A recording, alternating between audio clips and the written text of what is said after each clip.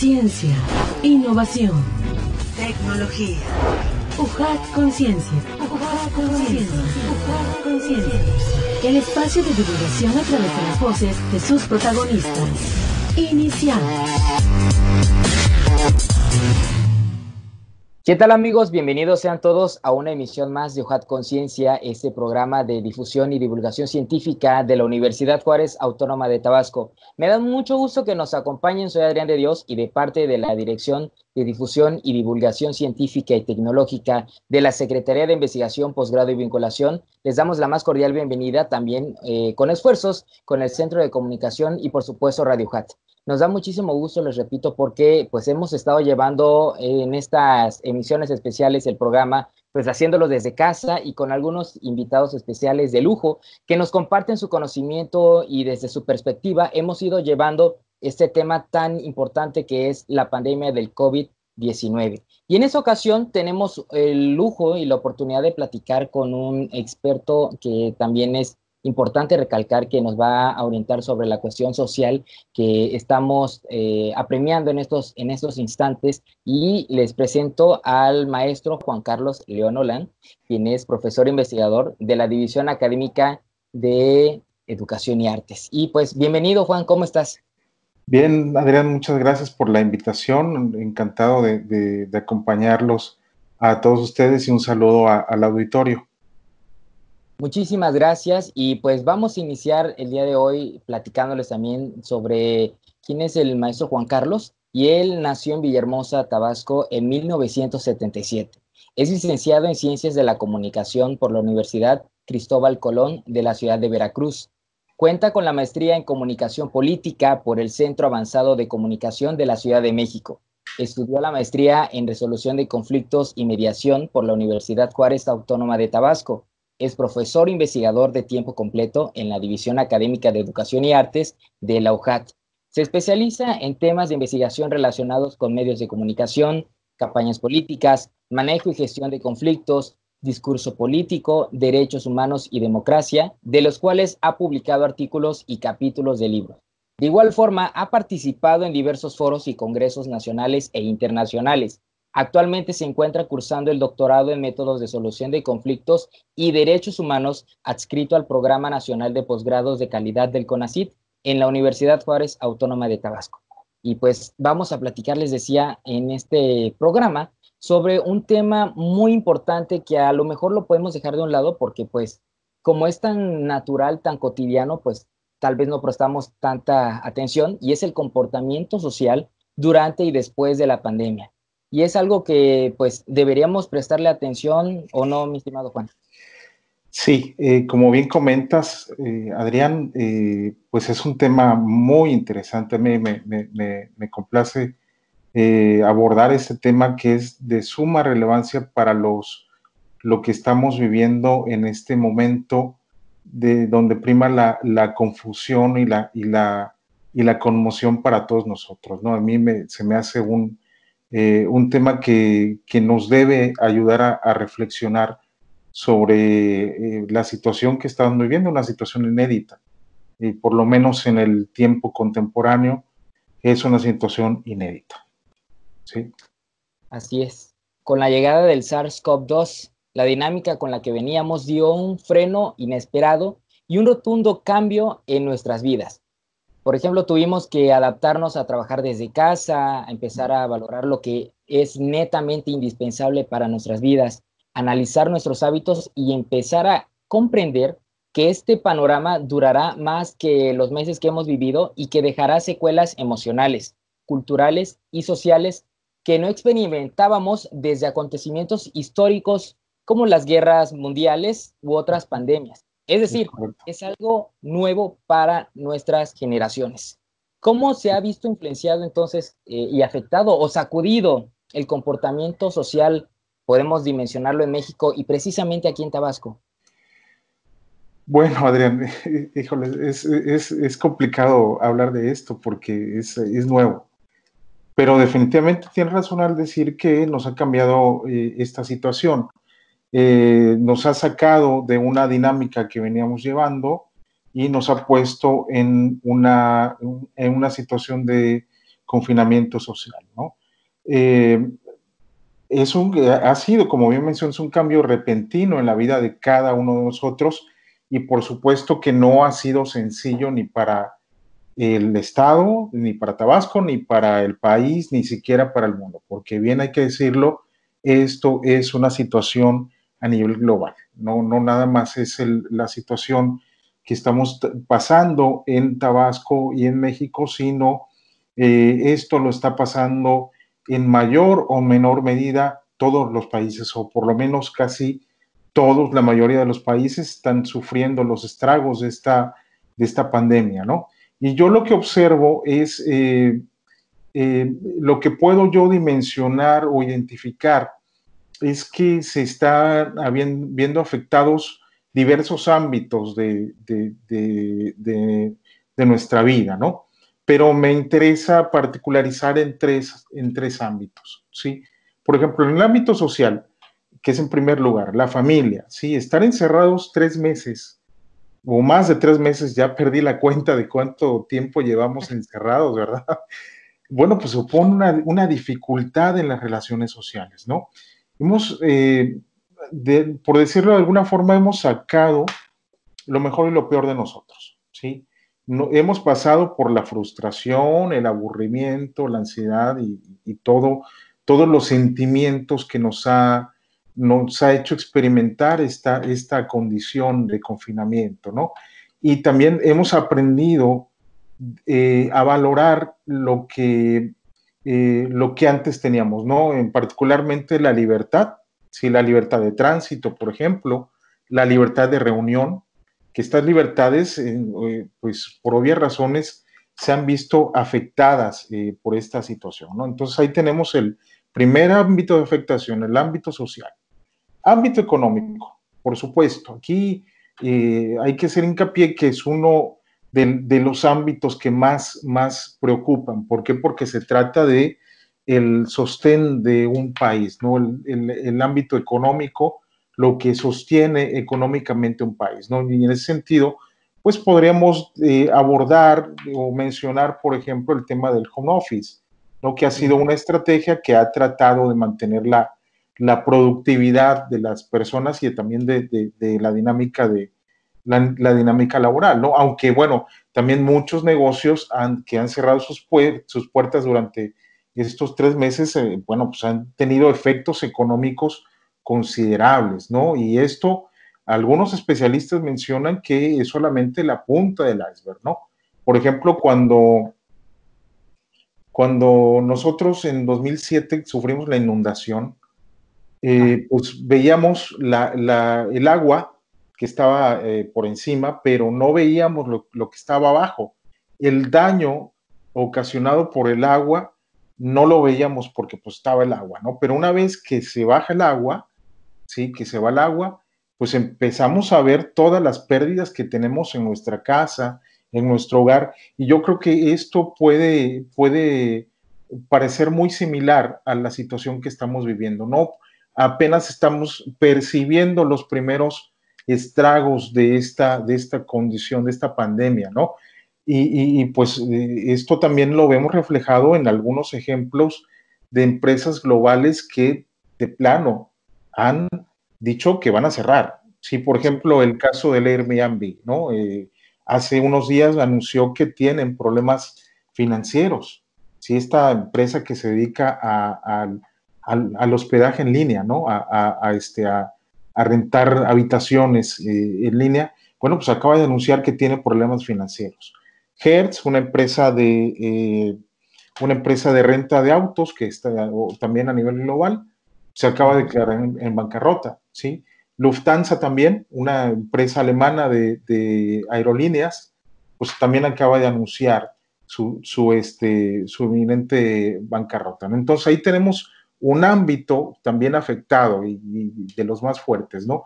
Y finalmente podemos decir que en el ámbito educativo también se ha visto afectado, puesto que la dinámica de la educación en línea aún no se encuentra arraigada en la educación formal, ¿no? Creo que este es un momento fundamental que debemos considerar como a este tipo de educación como una alternativa viable, ¿sí? Y emergente ante este tipo de situaciones, pero también obviamente considerando las limitaciones que la misma tiene, que esta misma dinámica tiene, ¿no? Por ejemplo, los factores y condiciones de tipo socioeconómico que tienen muchos alumnos, ¿no? Que apenas cuentan con lo mínimo necesario o lo mínimo indispensable para subsistir, ¿no?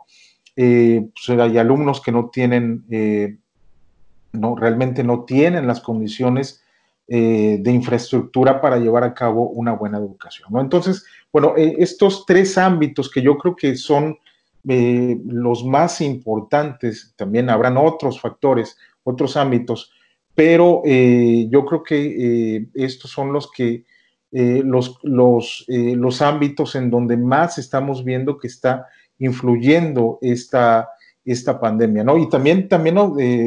Mencionar algo que es positivo, porque no es del todo negativo, ¿no? Observo también el crecimiento acelerado en el uso de recursos tecnológicos como, bueno, las TICs, ¿no? Las tecnologías de la información y la comunicación para estar comunicados. Es un crecimiento acelerado, ¿sí? Por ejemplo, los que antes no tenían conocimiento de las tecnologías, pues ahora ya se han decidido por tratar de manejar este tipo de tecnologías, ¿no? De las videollamadas, etcétera, ¿no? Y es también un dato bien interesante, que hay una aplicación que, como ustedes saben, es una de las más utilizadas últimamente, tanto en el ámbito laboral como en el ámbito educativo y social, los que acabo de mencionar, y estoy hablando de la aplicación Zoom, ¿sí? Un dato interesante es que en diciembre esta aplicación contaba con 10 millones de usuarios, ¿sí? Al día de hoy, hasta hace poquitos días, cuenta con 300 millones de usuarios. O sea, una cantidad considerable de habitantes del planeta están utilizando esta aplicación, ¿no? Entonces, eso supone un crecimiento acelerado en el uso de las tecnologías, algo que se tenía proyectado para dentro de muchos años. Bueno, estos pocos meses que llevamos de confinamiento han hecho que las personas que no utilizaban este tipo de tecnologías lo están usando, ¿sí? Claro. Y además de que empieza a haber una muy buena intención de poder conectar este tipo de tecnologías a, pues, a escenarios donde pues no teníamos ni idea que se pudieran utilizar, ¿no? Y eso también nos permite ver que la comunicación es muy importante. No solamente la de face to face, sino también la comunicación que, pues, los estudios en comunicación, todo lo que tiene que ver con lo social es muy importante para este tipo de escenarios que podemos presentar. Veníamos platicando de las afectaciones y cómo las empresas, los sectores también han ido adaptándose a las necesidades, adjudicando también el uso de pues estas plataformas digitales, Sí. y cómo también pues ha impactado mucho o influido en sus dinámicas sociales.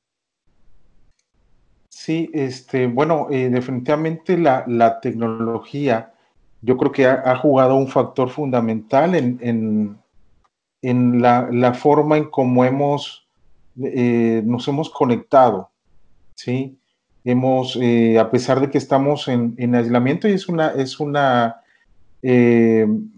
una campaña que me gusta mucho que hay por ahí, que dice, estamos lejos, pero estamos unidos, algo por el estilo, ¿no? O sea, estamos distanciados, pero estamos unidos por la tecnología, estamos pendientes del otro, ¿sí? Podemos fácilmente saber cómo está nuestro familiar en Canadá, en España, en Francia, en Japón, por la tecnología. Y no es precisamente que antes no hubiera ese contacto, pero ahora es diferente porque lo podemos ver y no se pierde tanto esa comunicación, pues no podemos decir cercana, pero sí el contacto de vernos de frente, de ver a los ojos directamente, aunque sea en la pantalla, pero eso es lo que podríamos decir que ha sido muy positivo de la adaptación que ha tenido la tecnología o el papel fundamental de la tecnología en esta pandemia. Además de, como ya lo mencionaba hace un momento, el home office también es un punto importante, interesante en este caso, ¿no? De la forma en cómo las empresas también se adaptaron a la tecnología, y no decir de las clases, el aula virtual, por ejemplo, que tenemos en la universidad, ¿no? Todo esto, pues definitivamente la tecnología ha influido positivamente pues para hacer más llevadera esta pandemia.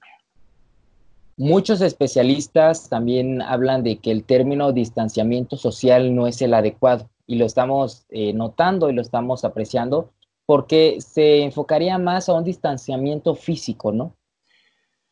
Bueno, en este punto, no sé, pero a lo mejor es una cuestión de puramente conceptual, pero creo que distanciamiento social o distanciamiento físico, bueno, podríamos considerar que es lo mismo, pero sí hay que decir que el distanciamiento social es un término que maneja la Organización Mundial de la Salud en algunos reportes. Entonces, bueno, yo creo que sí, que podríamos decir que es el término puntual es el distanciamiento social. Ahora, ¿qué implicaciones ha tenido en nuestras vidas? Y ese también es un punto importante, ¿no? Porque, por ejemplo, la Sociedad Española de Psiquiatría, que bueno, estamos hablando de un país como España, que es perfectamente aplicable a cualquier situación, a cualquier país, ¿no? Porque, bueno, somos seres humanos que nos comportamos más o menos de la misma forma, ¿no? Entonces, la Sociedad Española de Psiquiatría ha identificado algunos miedos y algunas ansiedades que van acompañadas, o algunas preocupaciones que van acompañadas del distanciamiento social, ¿no? Por ejemplo, la preocupación por nuestro estado de salud y el estado de salud de los demás, particularmente de nuestros los miembros de nuestra familia, ¿no? Esa es una de las preocupaciones centrales, la salud propia, ¿no? Y el temor de contagiar, ¿sí? De que vayamos a contagiar a alguien más y que eso le cause una situación de riesgo al familiar, ¿no? ¿Qué otra cosa podemos observar? Bueno, la experiencia de la observación de los síntomas, es lo que también comenta esta asociación. La autoobservación de los síntomas, ¿no? De cómo nosotros de repente amanecemos con un ligero dolor de garganta, inmediatamente pensamos que ya tenemos.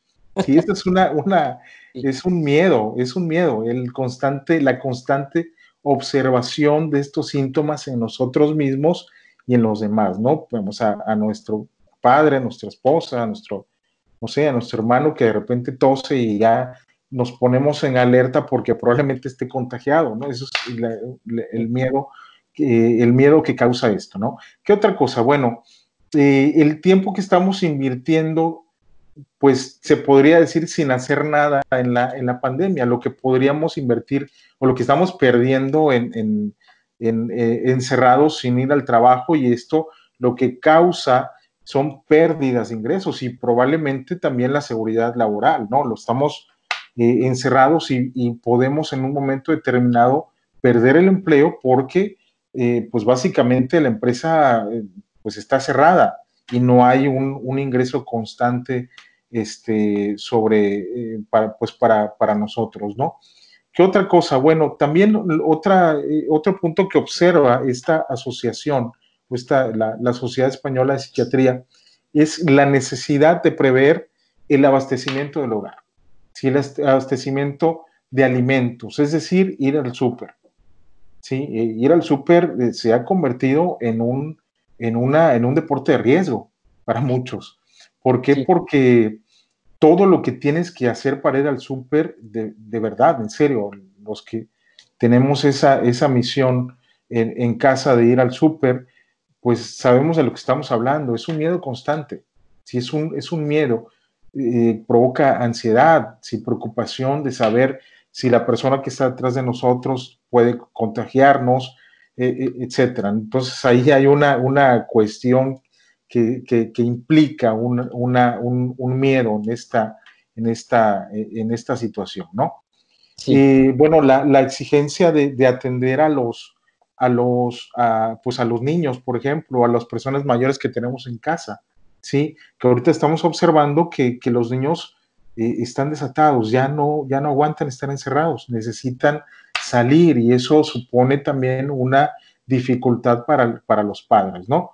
La soledad es otra cuestión, ¿sí? La soledad asociada al sentimiento de estar excluidos del mundo entero y de nuestros seres queridos, ¿no?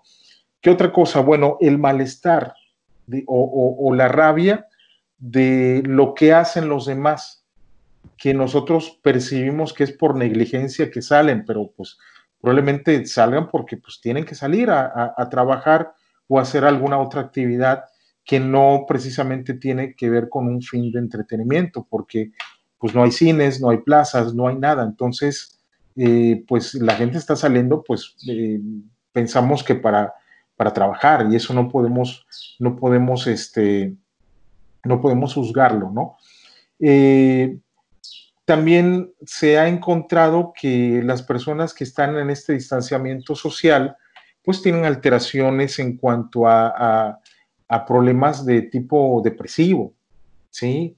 Hay irritabilidad, hay desesperanza, hay desánimo, hay muchos sentimientos que están saliendo a flote en este distanciamiento. Y también finalmente decir que, por supuesto, alteraciones en el sueño, la gente no puede dormir, o duerme mucho o duerme muy poco, ¿sí? Entonces, es lo que podemos decir eh, que el distanciamiento social está presentando estas implicaciones, ¿no? Y pues por supuesto que también dentro de los factores que aumentan el estrés durante este confinamiento podríamos mencionar algunos, ¿no? Por ejemplo, el miedo al desabasto, ¿sí? El miedo de saber que la gente está abarrotada en los supermercados y está acabándose el alimento, ¿no? Aunque esto pues no sea así porque pues hasta donde se sabe el abasto está garantizado, ¿no? Otro factor importante, la sobreinformación, de la cual ya hablaremos más adelante, pero también es un factor que aumenta el estrés en el confinamiento. La cantidad inconmensurable de información que está fluyendo todos los días está afectando en el estrés de las personas, ¿no? Por supuesto que también mencionar el temor a infectarse, es un miedo constante el pensar que podemos infectarnos de este virus, ¿no? Y por supuesto, finalmente, la incertidumbre. No sabemos qué va a pasar. Nadie sabe, ni siquiera las autoridades saben qué es lo que va a pasar más adelante y eso también es preocupante, ¿no? No tenemos un escenario seguro de lo que pueda pasar más adelante. Y además es lo que ha generado, como dices, una cierta cantidad de emociones, de situaciones que nunca nos hubiéramos imaginado pasar.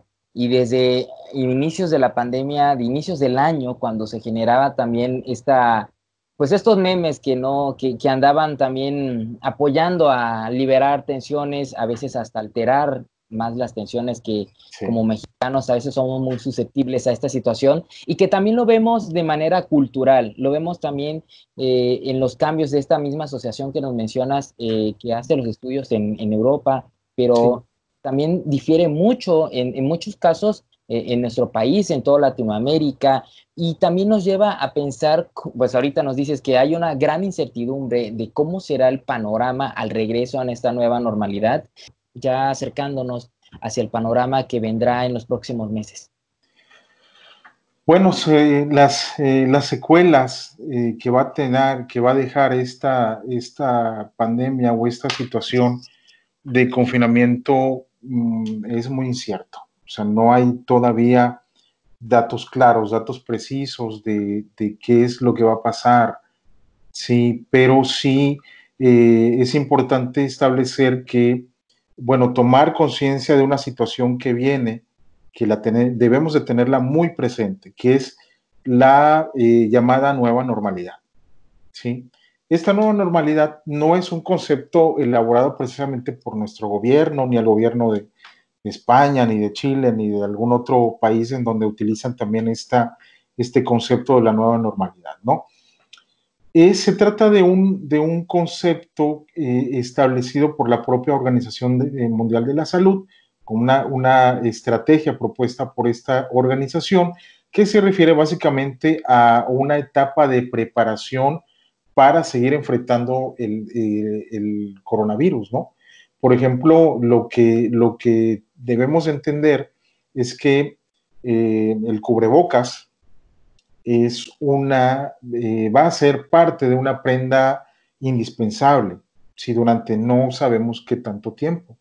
Entonces, esto supone un cambio de mentalidad, ¿no? Un cambio de paradigma en la forma en cómo vamos a llevar a cabo a enfrentar los riesgos de este virus que va a seguir entre nosotros, y eso nos queda clarísimo, ¿no? Entonces, la nueva normalidad es el aprendizaje que nos va a dejar esta vivencia. Una de ellas es que ya no vamos a ser los mismos que éramos, que nos olvidemos, por lo menos en un tiempo, de que vamos a hacer lo que antes hacía, apenas hace unos 3, 4 meses hacíamos, salir a la plaza, salir a la fiesta. Eso tiene que cambiar, ¿no? Entonces, lo tenemos que cambiar, pues para protegernos justamente, ¿no? Pero también entender que dentro de esta nueva normalidad, lo que van a cambiar también son los hábitos, ¿sí? Uno de ellos son los hábitos de higiene, ¿sí? Lavarse las manos, el uso de cubrebocas, por supuesto, pero también los hábitos alimenticios tienen que cambiar, ¿no? Hay que entender que debemos llevar un régimen más saludable, ¿sí? Debemos activarnos más haciendo deporte, ¿no? Y dejar a un lado el sedentarismo. De hecho, algunos datos que aporta la propia Organización para la Cooperación y el Desarrollo Económico, la OCDE, pues son muy preocupantes, porque desde hace mucho tiempo, recién leí el informe de 2017, publicado en 2018 sobre salud pública, veo que hace notar que realmente tenemos que enfocarnos en la salud que tiene que ver con enfermedades prevenibles, por ejemplo, la obesidad. Estamos hablando que el 54% de los adultos de los países de la OCDE tienen sobrepeso, es decir, más de la mitad de los países que constituyen esta organización, ¿no? Los índices de obesidad, bueno, varían, por supuesto, pero son superiores al 30% en países como Hungría, por supuesto, México, Nueva Zelanda y los Estados Unidos. Entonces, ahí tenemos un indicador de una de las lecciones que nos va a dejar esta situación, ¿no? La nueva normalidad. Debemos entender que un factor de riesgo fundamental que causa la muerte por COVID es precisamente el sobrepeso, la obesidad, la diabetes y la hipertensión, ¿sí? Enfermedades perfectamente prevenibles, que se pueden evitar como pues, cambiando los hábitos y haciendo ejercicio. Entonces, eso es lo que debemos entender, que sí va a ser indispensable adaptarnos a esta nueva normalidad que tanto nos han dicho, Adrián.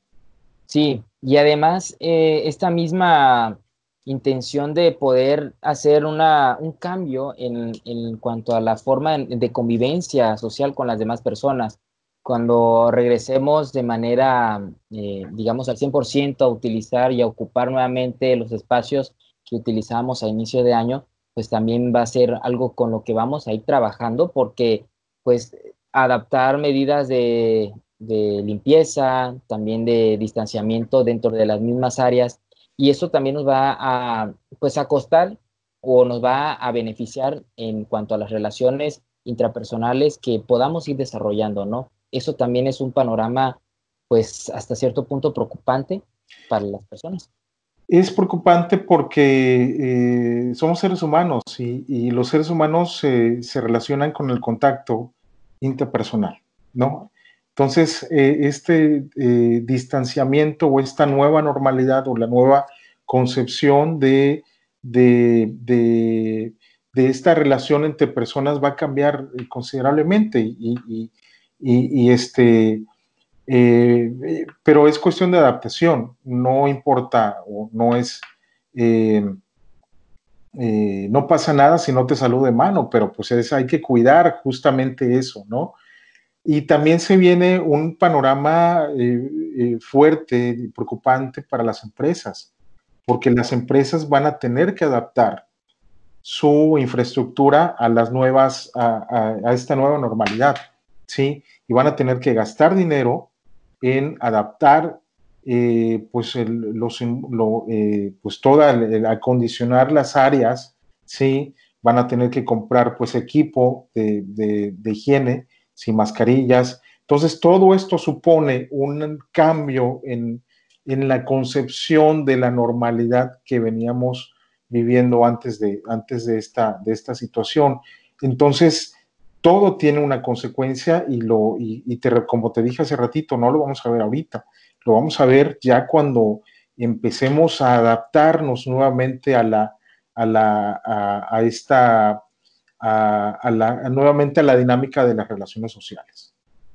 Y también lo veremos a largo plazo, porque pues los cambios sociales y culturales, más precisamente culturales, pues se dan de 5 a 10 años y son las escuelas que vamos a ir desarrollando pues también con nuestras familias, con nuestros hábitos, pero también algo que podemos mencionar en este sentido es estas cuestiones negativas que se han hecho al personal médico, que también es algo que debemos evitar como ciudadanos, porque pues nos están ayudando a ir llevando esta pandemia al terreno de la salud por un buen camino, ¿no? Sí, a mí me preocupa esa situación, cómo los médicos están siendo atacados, y no nada más en México, también en otras situaciones. Bueno, aquí yo lo que observo en este tema es que el comportamiento sobre la pandemia tiene diferentes aristas, diferentes categorías. Yo alcanzo a percibir distintas, pero a mí me preocupan dos, ¿no?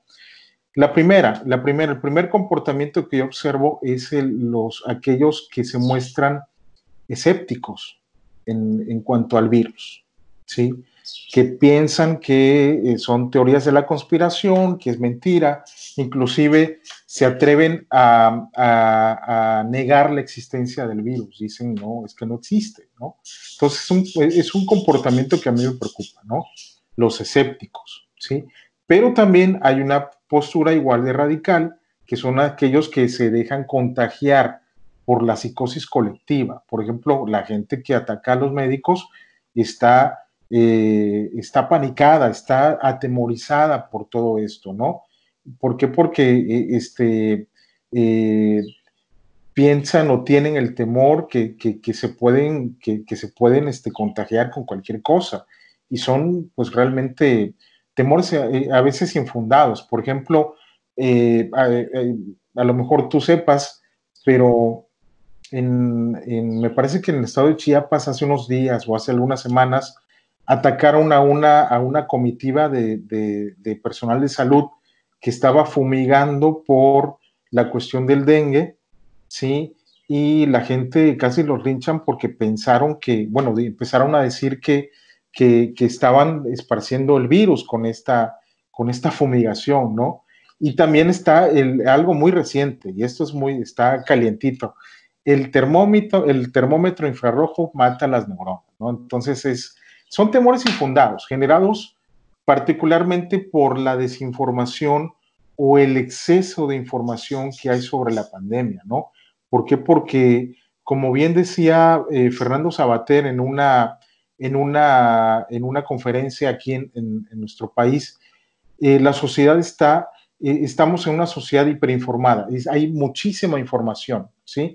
Y eso también se complementa con el concepto que establece otro pensador español, Manuel Castells, de la sociedad red. Estamos unidos a través de redes de información. Entonces, lo que genera esta sobrecarga de información es que es tanta la información que no sepamos discriminar cuál es verdad y cuál es mentira, ¿sí? Inclusive, hay que decirlo, a veces la información oficial no está fluyendo de manera adecuada, no es coherente o a veces es contradictoria, ¿sí? Pero también los medios de comunicación influyen en esto porque en lugar de informar de manera adecuada, lo que hacen es desinformar y causa confusión, ¿no? Entonces, a propósito del tema de la semana pasada que expuso a la perfección el maestro Valdivieso sobre noticias falsas, sí, eso está afectando también, eso está afectando la percepción del temor que puede causar este virus. Entonces, yo creo que todo eso tiene su influencia en la forma en cómo percibimos el riesgo del COVID-19, ¿no? Y en estos casos que mencionaba yo de los dos comportamientos, definitivamente no podemos apelar a la ignorancia, no podemos decir que por ignorancia la gente está atacando a los médicos, porque yo creo que es un mecanismo de defensa generado precisamente por el temor, por el temor de poner en riesgo la vida de los demás, ¿no? Y esto es preocupante, ¿no? Entonces, yo creo que también el ataque de los médicos, pues debemos de tener conciencia que son los que están en la primera línea de batalla, ¿no? Y pues además se está vulnerando los derechos a la dignidad de estas personas que se dedican a salvar vidas, ¿sí? Y aquí podemos entonces vislumbrar el otro escenario de las personas que lamentablemente lamentablemente han adquirido el COVID, pero afortunadamente salieron victoriosos ante esta lucha. Pues no sé si llamarle reinserción social o ¿sí? Esta misma, ¿cómo va a ser? ¿Habrán prejuicios, discriminación? ¿Cómo va a ser la aceptación de las demás personas ante ciudadanos que lamentablemente pues contrajeron este virus? Va a ser difícil. ¿Por qué? Porque es un estigma. Sí, inmediatamente cuando nos enteramos que una persona tiene COVID, inmediatamente tiene un estigma, tiene una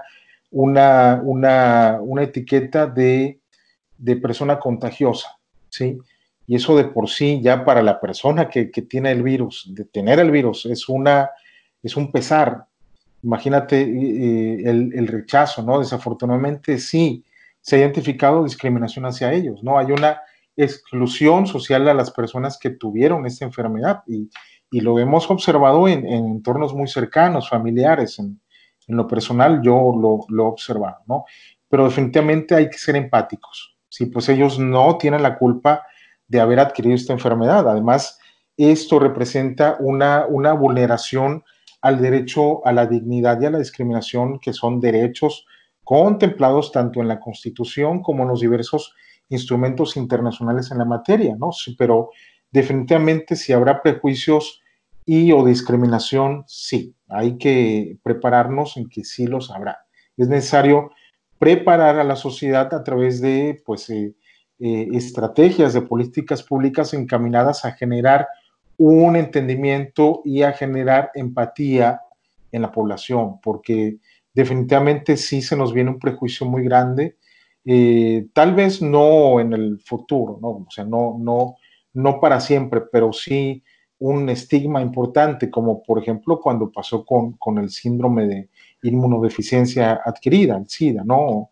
Que pensábamos que por solamente la persona que tenía este virus te tocaba, ya te pegaba el virus, ¿no? Y pues los enfermos con o los contagiados con esta enfermedad todavía tienen un estigma. Así es que sí, y vayamos preparando para eso, lamentablemente, que sí van a haber ciertos prejuicios hacia estas personas, ¿no? Sí, y además de que necesitamos tener la conciencia e informarnos de manera psicológica y de salud, porque en algunos estudios, en algunas publicaciones, pues se ha comentado que no se contagiará a las personas que ya tuvieron y que reingresen a sus actividades normales, pues no van a tener esta misma, no van a ser portadores o decir que van a poder contagiar a los demás, sino que Claro. prevaleciendo el dato de que se contagia, lo puede adquirir alguien al tocarse alguna superficie, tocar alguna superficie que tenga el virus y que lo pueda llevar hacia la cara, ¿no? Entonces, Sí. es la misma cuestión que debemos entender y reforzar porque es ahí donde vamos a evitar los estigmas. Sí, sí, sí, y además también mi recomendación fundamental es no caer en informaciones que no están contrastadas. Sí, aquí el punto fundamental para sobrellevar esta pandemia es la información. ¿Sí? ¿Por qué? Porque la información nos va a hacer entender a través de datos finos, datos científicos, pues la realidad sobre esa situación, ¿no? Entonces yo creo que también lo que debemos hacer es informarnos a través de fuentes fidedignas, no nada más las oficiales, porque bueno, están las fuentes oficiales que conocemos, pero también hay algunas personas que en un momento determinado puedan hacer un análisis y puedan llegar a tener razón, pero siempre y cuando arroje datos contrastados, datos finos, datos verificables, ¿no? Entonces yo creo que ahí es un punto importante por parte de la sociedad informarse a través de canales adecuados. Como este, por supuesto. Sí, por ¿Qué supuesto. oportunidades tenemos, mi estimado Juan, ante esta realidad social que va a premiar y que está premiando ya en estos momentos? Bueno, Einstein por ahí plantea una frase que palabras más, palabras menos, dice que la crisis son momentos de oportunidad, ¿sí? Y definitivamente tenemos que tomar esto como una oportunidad para hacer una retrospección, una reflexión sobre qué estamos haciendo con nuestro planeta, qué estamos haciendo con el entorno, ¿sí? Es una oportunidad para pensar o tratar de mejorar las cosas a nivel global, a nivel local, pero también a nivel personal, ¿sí? Como ya dijimos, es indispensable que cambiemos nuestros hábitos, ¿sí? Nuestros hábitos de alimentación, nuestros hábitos de higiene, pues el respeto por el cuerpo. ¿Por qué? Porque si nosotros pues va a acabar esta pandemia y no entendimos que debemos de cuidarnos, pues no sirvió de nada.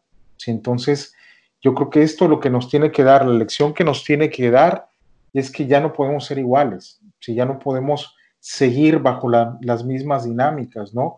Y además entender que somos vulnerables ante las amenazas y ante lo emergente, ¿sí? Porque este virus es una situación emergente, ¿no? Entonces creo que la oportunidad única que tenemos es un cambio de actitud hacia nosotros mismos y hacia el entorno que nos rodea y sobre todo mejorar las relaciones sociales, ser más empáticos con los demás. Yo creo que todo eso es una oportunidad, o todo esto que nos está pasando es una oportunidad para reflexionar sobre lo que hemos hecho mal y también lo que podríamos llegar a hacer bien. ¿Sí? Así es. Mi estimado Juan, ha sido de verdad un gran gusto, un placer que nos hayas podido acompañar en esta plática. Pero antes de despedirnos, coméntanos en qué vas a estar trabajando, qué viene para ti en el ámbito profesional, qué proyectos vienen en tu carrera. Bueno, en este momento me encuentro cursando, bueno, ya terminamos el quinto semestre, vamos a pasar al sexto y último semestre del doctorado. Estoy realizando un doctorado incorporado al PNPC en CONACYT, aquí en nuestra universidad. Y pues este año lo vamos a terminar. Estoy haciendo mi tesis doctoral y pues ya el próximo año, Dios mediante, ya podremos concluir este proceso formativo que ha sido bastante relevante para mí. Estamos también trabajando en un grupo de investigación junto con otros profesores de ahí de la División Académica de Educación y Artes, en un grupo de investigación que se llama Comunicación, Cultura y Estética. Estamos haciendo algunos trabajos, algunas investigaciones que tienen que ver con el meme político, con la percepción de la política, etcétera. Y pues esos a grandes rasgos son los planes que tengo, y pues obviamente seguir haciendo la labor docente que tanto amamos en la División Académica de Educación y Artes. Pues muchísimas gracias. Solo resta con preguntarte si tienes algún otro dato o información que quieras compartirnos para el público de UJAT Conciencia. Pues que nos cuidemos mucho. Hay muchas recomendaciones que podemos dar sobre esta situación. Por ejemplo, no debemos obsesionarnos con este virus, ¿no?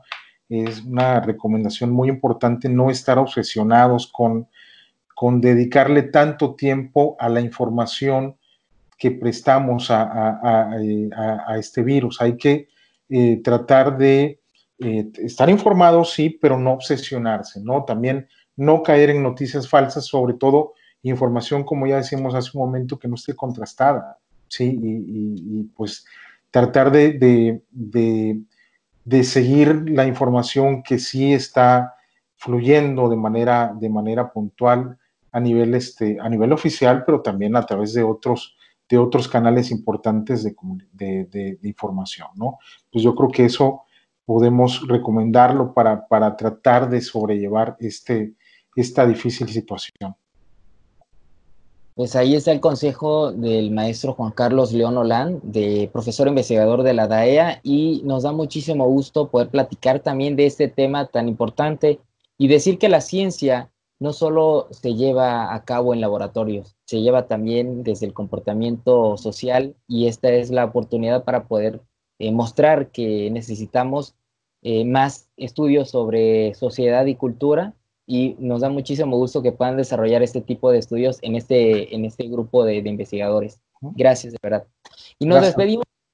Nos despedimos. Muchísimas gracias a todos por habernos acompañado en este programa de UJAT Conciencia, que ya saben que es parte de la Dirección de Difusión y Divulgación Científica y Tecnológica de la Secretaría de Investigación, Posgrado y Vinculación, con esfuerzos aunados con el Centro de Comunicación y Radio UJAT. Y nos despedimos, un servidor, Adrián de Dios, y nos vemos en la próxima emisión de UJAT Conciencia. Recuerden, UJAT, estudio en la duda, acción en la fe. UJAT Conciencia es el programa de divulgación de la Secretaría de Investigación, Posgrado y Vinculación para Radio UJAT.